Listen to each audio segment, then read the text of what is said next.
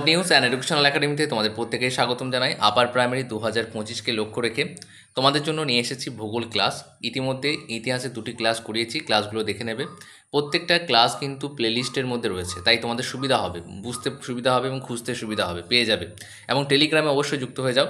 আজকে ভারতের ভূগোল নিয়ে আলোচনা করবো, একদম বেসিক থেকে সিলেবাস ভিত্তিক আলোচনা করবো। ফ্রি ক্লাস পেয়ে যাবে প্রত্যেক দিন রাত্রি 8টার সময়। সেই জন্য তোমরা অবশ্যই সাবস্ক্রাইব করে টেলিগ্রামে যুক্ত হয়ে যাও। লিঙ্কগুলো কিন্তু টেলিগ্রামে শেয়ার করা হয়। টেলিগ্রামের লিঙ্ক দেখো এই ভিডিও ডেসক্রিপশন বক্স, কমেন্ট বক্সে দেওয়া রয়েছে। আপার প্রাইমারি সমাজবিজ্ঞান ভূগোল, ভারতের ভূগোল আলোচনা করব। কী আলোচনা করব? Descriptive plus MCQ. আর ব্যাচে যদি কেউ ভর্তি হতে চাও তাহলে এখানে নাম্বারটা রয়েছে, এই নাম্বারটা তুমি মেসেজ করতে পারো।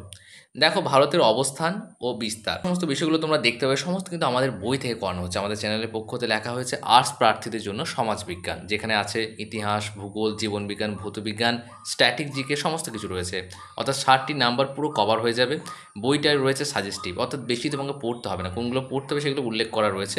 একটু তুমি শেষ পর্যন্ত দেখো ভিডিওটা, তাহলে বুঝতে পারবে। অবস্থানটা দেখে নাও। অক্ষাংশ অনুযায়ী উত্তর গোলার্ধে অবস্থিত, দ্রাঘিমা অংশ অনুযায়ী পূর্ব গোলার্ধে অবস্থিত। দেশের আয়তন কত এটা মনে রাখবে, এটা মনে রাখবে, জাস্ট খুব মুখস্থ করার দরকার নেই। উত্তর গোলার্ধ, দক্ষিণ গোলার্ধ, বিশ্বে আয়তনের দিক থেকে স্থান কত? সপ্তম। আর বিশ্বের মোট ভূমির শতাংশ কত? 2.42%। তাহলে এইগুলো কিন্তু অপশানে দিয়ে দেয়, 4টি অপশান দিয়ে দেবে এবং তোমাকে সেক্ষেত্রে থেকে সঠিক উত্তর নির্বাচন করতে হবে। তারপর দেখো ভৌগোলিক সীমা ও বিন্দুসমূহ। বেসিক টু অ্যাডভান্স যাব, তার জন্য একটু ধীরে ধীরে এগিয়ে যাব। ভূগোল কঠিন লাগে, কিন্তু ভূগোল কঠিন লাগবে না, ইতিহাস কঠিন লাগবে না, কোনো বিষয় কঠিন লাগবে না। যেভাবে বোঝানো হবে, যেভাবে করানো হবে, এগুলো তুমি যদি করে যাও তুমি কমন পাবে 99%, এটা আমি বলছি। আর যদি ব্যাচে ভর্তি হও তাহলে কিন্তু পুরোপুরি গাইড করা হবে। ভৌগোলিক সীমা ও বিন্দুসমূহ। উত্তরতম বিন্দু হচ্ছে ইন্দ্রাকল, যেটা জম্মু ও কাশ্মীরে অবস্থিত। দক্ষিণতম বিন্দু হচ্ছে ইন্দ্রা পয়েন্ট, গ্রেট নিকোবর ও আন্দামান নিকোবর দ্বীপপুঞ্জের মধ্যে। মূল ভূখণ্ডের দক্ষিণতম বিন্দু হচ্ছে কন্যাকুমারী, যেটা তামিলনাড়ুতে অবস্থিত। তারপর হচ্ছে ইন্দ্রা পয়েন্টের পূর্ব নাম কি? পিক ম্যালিয়ন পয়েন্ট বা পার্সন পয়েন্ট। এবার অনেকের মনে হতে পারে স্যার তাহলে আরও তো ডিটেলস রয়েছে, যেগুলো দরকার সেগুলোই করাচ্ছি, এর বাইরে কিছু করাবো না, কারণ ওগুলো দরকার নেই। ধীরে ধীরে সমস্ত কিছু কভার হয়ে যাবে। প্র্যাকটিস সেটও করাবো, পরীক্ষাও নেওয়া হবে। তোমাদের অ্যাপটা যখন শেষ হয়ে যাবে তখন কিন্তু পরীক্ষা নেওয়া হবে। পরীক্ষা নেওয়া হবে, লাইভে পরীক্ষা নেওয়া হবে, দেখা হবে কে কত পাচ্ছ। ফ্রিতে নেওয়া হবে অবশ্যই। তোমরা যদি পরীক্ষা দিতে চাও দিতে পারবে, যুক্ত থাকো আমাদের সঙ্গে। সমস্ত কিছু সুবিধা তোমাদেরকে দেওয়া হবে। তোমরা শুধুমাত্র লাইক, কমেন্ট এবং শেয়ার, সাবস্ক্রাইব করে দিও, তাহলেই হবে। দেখো এরপরের যে বিষয়টা রয়েছে সেটা হচ্ছে ভারতের গুরুত্বপূর্ণ ভূখণ্ড। হিমালয়ের দক্ষিণে কি রয়েছে? গাঙ্গেয় সমভূমি রয়েছে। সমভূমির পশ্চিমে কি রয়েছে? থর মরুভূমি রয়েছে। বাউল মৃত্তিকা অঞ্চল কোথায় আছে? গাঙ্গেয় সমভূমির অংশে রয়েছে।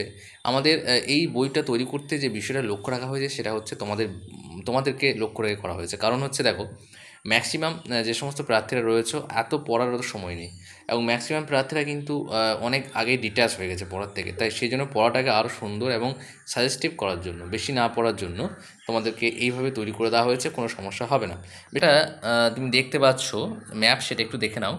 এখানে যেটা হচ্ছে হিমালয়ের দক্ষিণে আছে না, এটা এই দিকটা হচ্ছে হিমালয়ের দক্ষিণ, মুখস্থ করার কোনো দরকার নেই। এবং এই যে থর মরুভূমি বললাম, এই থর মরুভূমিটা হচ্ছে এই দিকে রয়েছে। এখানে তুমি যেটা দেখতে পাচ্ছ এটা থর মরুভূমি। এবং এখানে রয়েছে তোমার আরও অনেক কিছু রয়েছে। তার মধ্যে রাউল মৃত্তিকা অঞ্চলটা আমরা জানবো, সেটা এই জায়গাটা, যেটা বেশি করে হাইলাইট করে দেওয়া হয়েছে। এরপরে দেখো প্রশাসনিক বিভাগ। রাজ্য সংখ্যা হচ্ছে 28টি, কেন্দ্রশাসিত অঞ্চল হচ্ছে 8টি।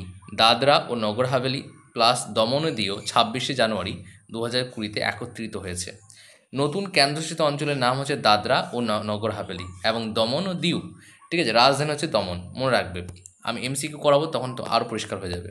ভারতের সময় সম্পর্কিত যে তথ্যগুলো রয়েছে সেগুলো একটু জানতে হবে। ভারতের প্রমাণ সময় IST 82°30' পূর্ব দ্রাঘিমা। তারপর গ্রিনিচ সময়ের তুলনায় হচ্ছে 5 ঘন্টা 30 মিনিট এগিয়ে রয়েছে। কলকাতার স্থানীয় সময়ে 88°30' পূর্ব দ্রাঘিমাতে। আর পূর্ব পশ্চিম দ্রাঘিমার পার্থক্যটা হচ্ছে প্রায় 29°। কর্কট ক্রান্তি রেখা যে রাজ্যগুলোকে অতিক্রম করেছে, এগুলো কিন্তু পরীক্ষায় দেয়। তোমাকে অনেকগুলো অপশন দিয়ে দেবে, তার মধ্যে জিজ্ঞাসা করতে পারে যে কর্কট ক্রান্তি রেখা কোন রাজ্যগুলির মধ্যে দিয়ে অতিক্রম করেনি, অথবা এটা দিতে পারে যে কর্কট ক্রান্তি রেখা কোন রাজ্যগুলোর মধ্যে দিয়ে অতিক্রম করেছে। তাহলে তোমাকে সব রাজ্যগুলো মুখস্থ রাখতে হবে। তাহলে এখানে এটা এটা এটা এটা এটা এটা এটা এটা সবগুলো মুখস্থ রাখতে হবে। তাহলে যেগুলো ইম্পর্টেন্ট বেশি সেগুলো আমি বারবারে বলছি, এটা ভেরি ভেরি ইম্পর্টেন্ট, এখান থেকে প্রশ্ন হবে। তারপরে ভারতের উপকূল ও প্রতিবেশী দেশ। উপকূল রেখার দৈর্ঘ্যটা একটু মনে রাখবে 7516.6 কিলোমিটার। সীমান্ত ভাগ করে এমন রাজ্য হচ্ছে 17টি রয়েছে। ভারত পাকিস্তানের সীমানাটার কি নাম রয়েছে, এটা খুব ইম্পর্টেন্ট, ভেরি ভেরি ইম্পর্টেন্ট। 4টে অপশন দিয়ে দেবে। র্যাডক্লিফ। ভারত বাংলাদেশ হচ্ছে র্যাডক্লিফ লাইন, হ্যাঁ। তারপর হচ্ছে ভারত চীন হচ্ছে ম্যাকমোহন। ভারত আফগানিস্তান হচ্ছে ড্রোন লাইন।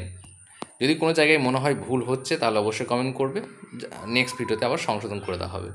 দেখো, সমুদ্রপথের প্রতিবেশী দেশ শ্রীলঙ্কা রয়েছে, পক প্রণালী ও মান্নার উপসাগর দ্বারা পৃথক হয়েছে। একটু আগেই আমি তোমাদেরকে ম্যাপ দেখালাম একটা, এবং এখানে দেখতে পাচ্ছ এখানে শ্রীলঙ্কা যেটা রয়েছে, এই যে শ্রীলঙ্কাটা, এই ম্যাপটা আমি একটু আগে তোমাদের দেখালাম। বেশ, তারপর হচ্ছে মালদ্বীপ লাক্ষাদ্বীপের দক্ষিণে অবস্থিত।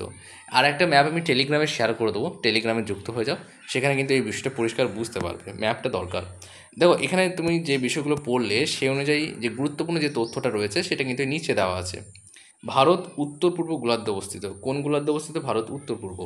কর্কটক্রান্তি রেখা ভারতের 8টি রাজ্যের উপর দিয়ে গেছে।